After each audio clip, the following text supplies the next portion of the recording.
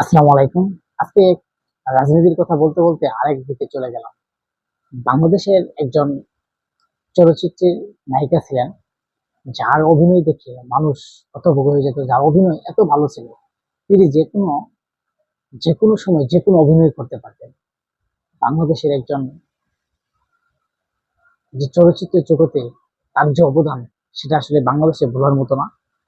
তিনি হচ্ছেন শাবনূর। তিনি একটা পুরানো লোকের ছবি দিয়ে তার একটা মুগ্ধতা ছড়াচ্ছেন এবং যারা ভক্ত আছেন তাদেরকে দেখানোর সুযোগ করে দিয়েছেন। শাবনূর, আমি কিছু বিষয় নিয়ে আমি আসলে কথা বলছি। 1993 সালে 1993 সালে চাঁদনী রাত চলচ্চিত্র থেকে এই শাবনূর নায়িকা হিসেবে আসেন এবং 1934 সালে তার একটা সিনেমা হয়, যে তুমি আমার সিনেমা নিয়ে কিন্তু এই 1994 সালে তিনি একটি স্বপ্নের যাত্রা করে তার চলচ্চিত্র জগতে আসেন এবং তার কয়েকটি আপনার জনপ্রিয় সিনেমা রয়েছে। স্বপ্নের পৃথিবী, যেখানে তার জুটি ছিল, সে সময় জুটি ছিল বাংলাদেশের একজন সুপারস্টার ছিলেন, তিনি হচ্ছেন সালমান শাহ, যার অভিনয় অত্যাধিক পরিমাণ সুন্দর ছিল এবং শাবনূরের সাথে একটা জুটি ছিল। আসলে বাংলাদেশের যে চলচ্চিত্রের জগৎ আছে এবং শাবনূর, তিনি কিন্তু একজন ভালো মডেল এবং ভালো নায়িকা এবং বাংলাদেশের সেরা নায়িকা হিসেবে তখন ওই সময় ধরা যেত।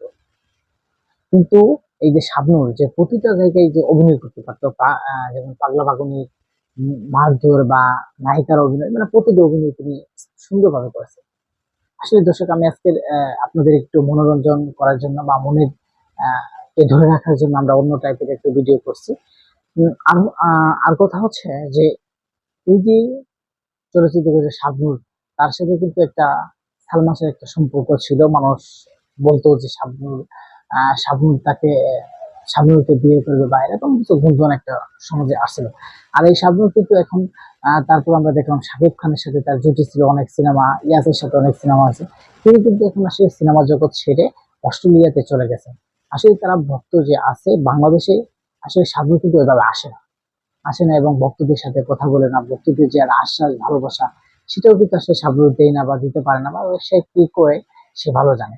কিন্তু হঠাৎ করেই আজকের এক ইয়েতে তিনি একটা স্ট্যাটাস দিয়েছেন এবং সুন্দর একটা তার হচ্ছে সুন্দর একটা কথাবার্তা এবং তিনি লিখে দিয়েছেন এবং তিনি আগের রূপে ফিরে এসেছেন, এমনটাই তিনি বলেন।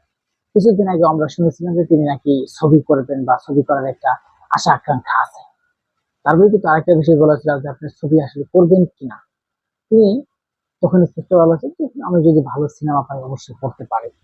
কিন্তু বাংলাদেশের জন্য এই যে বাংলাদেশের সুপারের যে নায়িকা, সেরা নায়িকা শাবনূর, তার যে জনপ্রিয়তা, তার ভালোবাসা, আসলে বাংলাদেশে কখনো বলার মতো না। তার সিনেমা এখনো বাংলাদেশের জনপ্রিয়তা আছে। আর এখনকার যারা নায়ক নায়িকা ছবি করে, তাদের ছবি তো আসলে মানুষ দেখেই না, সিরিয়াসলি দেখে না। আর শাবনূরের যে সিনেমা, সেগুলো কিন্তু দেখার জন্য মানুষ এক পর্যায়ে পাগল হয়ে যেত। এক পর্যায়ে শুধু পাগল হয়ে যেত না, মানুষ আহ বলতো যে ভাই, আমি এত সুন্দর সিনেমা করেছে, মানুষ প্রশংসা করতো। এবং শাবনূরের যে অবদান ইন্ডাস্ট্রির জন্য খুব উপকার, এবং ইন্ডাস্ট্রিতে এই শাবনূর যাওয়ার পরে দেখেন যে বাংলাদেশের চলচ্চিত্র এখন এক পর্যায়ে নষ্ট হয়ে গেছে। কারণ বাংলাদেশের যে আপনার এই চলচ্চিত্র শাবনূর না থেকে যে অন্য দেশে গেছে, আমি মনে করি সেটা বেটার হয়েছে। এবং অন্য দেশে অনেক কিছু করার মতো ক্যাপাসিটি আছে।